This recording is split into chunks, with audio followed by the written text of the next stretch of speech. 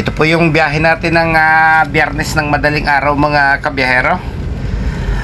Alas 4 po tayo umangat dito sa ating grahe at tayo po nakatakdang sumundo ng ating mga pasahero doon po sa gawi po ng Baliroy Street sa lungsod po ng Makati.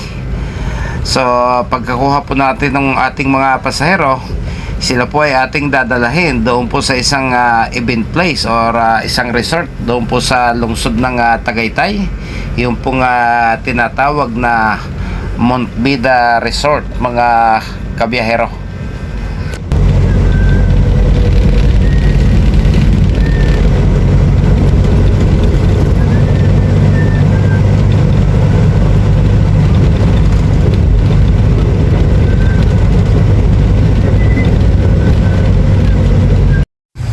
Tinanghali na po tayo.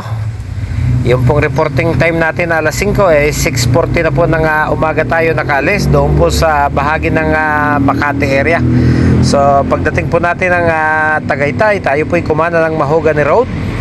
Pagkatapos tayo po'y kumanan muli doon sa Tagaytay Amadeo Road mga kabiyahero. So tayo po'y kakaliwa pagdating po doon sa bagong bypass road at doon po natin matatagpuan yung Montbida Place mga kabiyahero.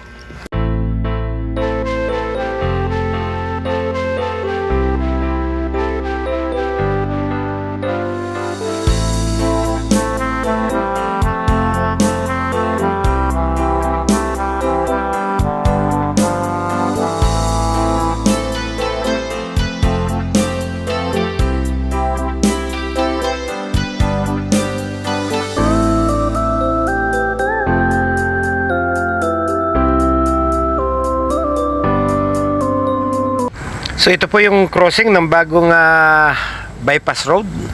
So malaking bagay po ito kapag 100% po ay nangyari dahil kapag panahon po ng summer na napaka-traffic po sa sentro ng Tagaytay City, ay pwede na pong gamitin itong bypass road na ito at hindi ka na po dadaan doon sa buong katrapikan ng Tagaytay City mga kabihero. So kapag kumanan po kayo, yan po yung patungo ng Silang, at kapag kayo po pumunta naman dito sa gawing kaliwa, katulad nitong ating dinadaanan, yan po lumulusot ng Alfonso all the way po hanggang sa may Panasugbo, ay maaari po natin gamitin ang rutang ito kapag tapos na po mga kabiyahero.